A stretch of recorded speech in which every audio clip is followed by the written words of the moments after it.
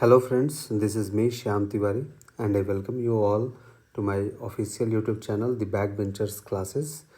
Friends हम लोग अब एक नया सीरीज को शुरू कर रहे हैं डेली करंट अफेयर के रूप में।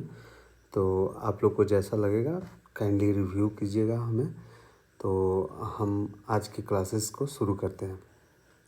तो फर्स्ट क्वेश्चन है, भारत के प्रधानमंत्री नरेंद्र मोदी जी अभी बहुत सारे देश पे विज़िट किए थे। तो पूछा जा रहा है कि किस देश द्वारा उसके सर्वोच्च राष्ट्रीय सम्मान the Grand Collar of the National Order of the Southern Cross से सम्मानित किया गया है। Grand Collar of the National Order of the Southern Cross. तो इसका सही उत्तर है ब्राज़ील। हमारा ब्राज़ील में अभी गए भी थे, ब्रिक्स समिट होना था। और आपको बताता भी चलूँ कि जो नेक्स्ट ब्रिक्स समिट है वो हमारे ही यहाँ 2026 में होना है, जो 18वां ब्रिक्स समिट होगा। ठीक है। अच्छा, इसके अलावा यहाँ पे देखेंगे कि यह सम्मान ब्राज़ील द्वारा विदेशी राष्ट्राध्यक्षों को उनकी असाधारण सेवाओं के लिए दिया जाता है। अच्छा, यात्रा के दौरान प्रधानमंत्री ने 17वें ब्रिक्स शिखर सम्मेलन में भाग लिया था, जिसके बाद वे राजधानी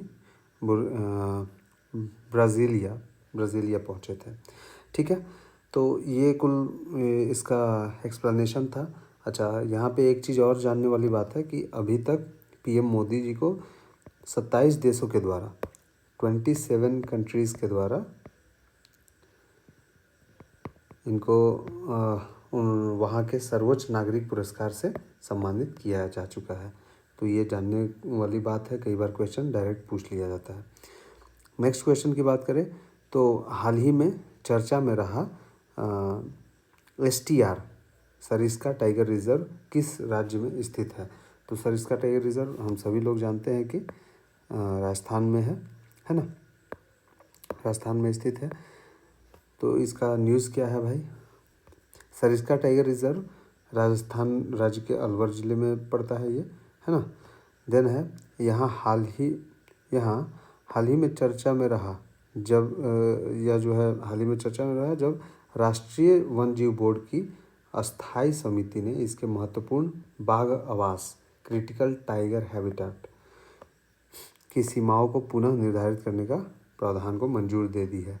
तो क्रिटिकल टाइगर हैबिटेट जो है का क्षेत्रफल 881 था, जिसको बढ़ाकर अब 924 किया जा रहा है। ये कुछ न्यूज़ था। अच्छा, यह वन्य जीव संरक्षण अधिनियम 1972 के तहत संरक्षित क्षेत्र है। तो कई बार क्वेश्चन ये भी पूछा जाता है कि वन्य जीव संरक्षण अधिनियम कब लाया गया था। तो इसका सही उत्तर होगा 1972। नेक्स्ट क्वेश्चन है कॉम्प्रिहेंसिव अपडेट ऑन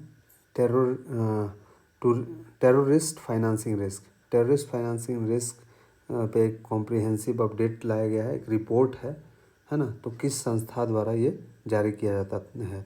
तो बिल्कुल इसका सही उत्तर होगा financial action task force FATF के द्वारा इस रिपोर्ट को तैयार किया जाता है, comprehensive update on terrorist financing risk. तो इसमें FATF जो है एक अंतर सरकारी, FATF के बारे में अगर हम लोग जाएँ तो अंतर सरकारी संस्था है जो आतंकवाद और धन शोधन मनी लॉन्ड्रिंग जैसे वित्तीय अपराधों से निपटने के लिए अंतर्राष्ट्रीय मानक निर्धारित करती है। अच्छा, इस रिपोर्ट में नगद लेन देन, हवाला, बिटकॉइन जैसी वर्चुअल करेंसी, सोशल मीडिया और NGO के दुरुपयोग को मुख्य माध्यम बताया गया है कि जो टेररिस्ट आजकल हैं वो इन प्लेटफॉर्म को यूज़ करके जो है फंड की लेन देन करते हैं। ठीक है, तो ये है। नेक्स्ट क्वेश्चन हम लोग देखते हैं, हाल ही में किस नाम से केंद्रीय खान मंत्रालय ने खान प्रभावित क्षेत्रों के लिए आकांक्षी जिला एवं ब्लॉकों को जोड़ने हेतु संचालन संबंधी दिशा निर्देश जारी किया है? तो कहने का मतलब है कि एस्पिरेशनल डिस्ट्रिक्ट प्रोग्राम या फिर एस्पिरेशनल ब्लॉक प्रोग्राम जो चल रहा है उसके तहत अब खान से जो लाइक माइनिंग एरिया से जो भी प्रभावित जो एरिया हैं उनको भी अब उसमें शामिल किया जाएगा। तो ये जो है उसका नाम क्या है, मतलब है ना, हाल ही में किस नाम से केंद्रीय मंत्रालय ने इसको शुरू किया है? तो ये है हमारा ऑप्शन डी, आकांक्षी डीएमएफ कार्यक्रम। आकांक्षी DMF, district mineral foundation, DMF का फुल फॉर्म है आकांक्षी डीएमएफ कार्यक्रम। तो देख सकते हैं हम लोग आकांक्षी डीएमएफ कार्यक्रम हाल ही में केंद्रीय खान मंत्रालय द्वारा शुरू किया गया है ना। हम लोग ऑलरेडी जानते भी हैं कि अभी हमारा वर्तमान में 106 आकांक्षी जिले और 473 आकांक्षी ब्लॉक डीएमएफ कार्यक्रम के साथ जोड़े गए हैं। ठीक है, ये जो डिस्ट्रिक्ट है, वैसे तो आकांक्षी जिला अभी 112 है, लेकिन ये आकांक्षी जिला और इतना 473 आकांक्षी ब्लॉक जो है डीएमएफ कार्यक्रम के साथ जोड़ दिए गए हैं।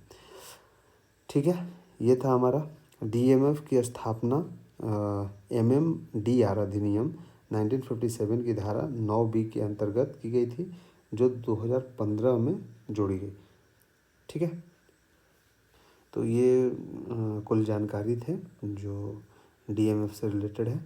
नेक्स्ट हम लोग देखते हैं, हाल ही में स्पेसएक्स की स्टारलिंक सेवाओं को भारत में संचालन की मंजूरी किस संस्था द्वारा दी गई है? किसने जो है स्पेसएक्स की स्टारलिंक को भारत में सेवा देने के लिए मंजूरी दिया है? कौन सा संस्था है? तो इन स्पेस एक संस्था है जो कि स्पेसएक्स स्टारलिंक को अपना सेवाओं भारत में सेवा देने के लिए मंजूरी दिया है।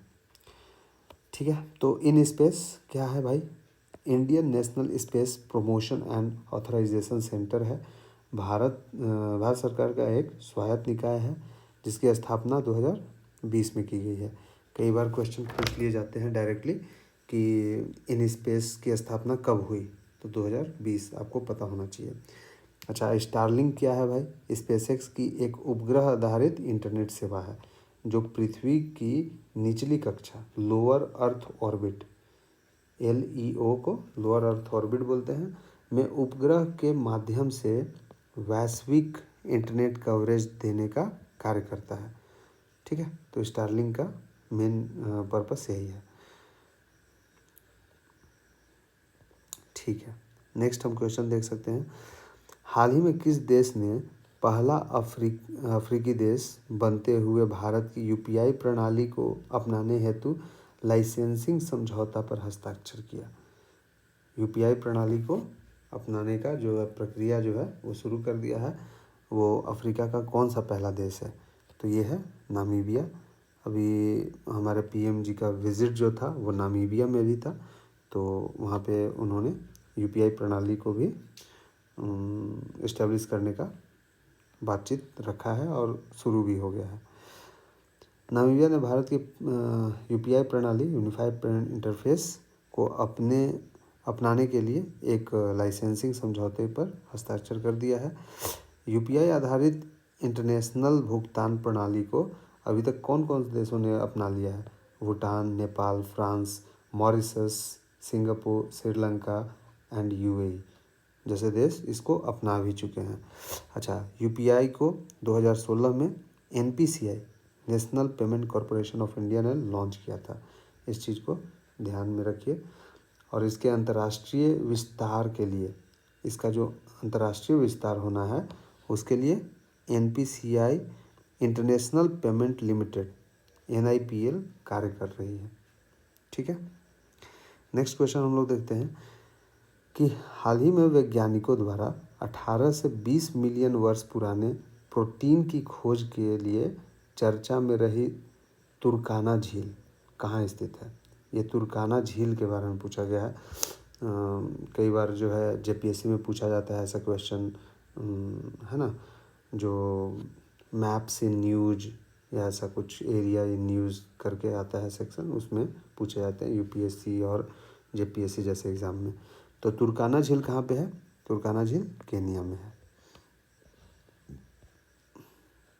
तुर्काना झील पूर्व नाम इसका रुडोल्फ झील है है ना। पूर्व अफ्रीका की एक प्रमुख झील है जिसका अधिकांश हिस्सा उत्तरी केनिया में स्थित है, जबकि इसकी एक छोटा भाग जो है इथियोपिया में भी आता है।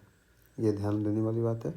अच्छा, लेक तुर्काना नेशनल पार्क जो इस झील का हिस्सा है उसको यूनेस्को वर्ल्ड हेरिटेज साइट में भी दर्जा दे दिया गया है। ठीक है, नेक्स्ट है, हाल ही में भारत नौसेना को सौंपे गए भारत के पहले स्वदेशी रूप से डिजाइन और निर्मित डाइविंग स्पोर्ट पोत का नाम क्या है? ठीक है, भारत नौसेना को ये सौंप दिया गया है, तो इसका नाम है INS निस्तार। सी है INS निस्तार। यह है डाइविंग स्पोर्ट पोत। तो क्या है भाई डाइविंग स्पोर्ट? INS निस्तार हाल ही में भारतीय नौसेना में सौंपा गया पहला स्वदेशी रूप से डिजाइन और निर्मित ये पोत है। डाइविंग सपोर्ट वेसल इसको बोलेंगे। यह पोत 300 मीटर की गहराई पर डीप सी सैचुरेशन डाइविंग करने में सक्षम रहेगा और 75 मीटर तक ऑपरेशनल साइड डाइविंग स्टेज से सुसज्जित है।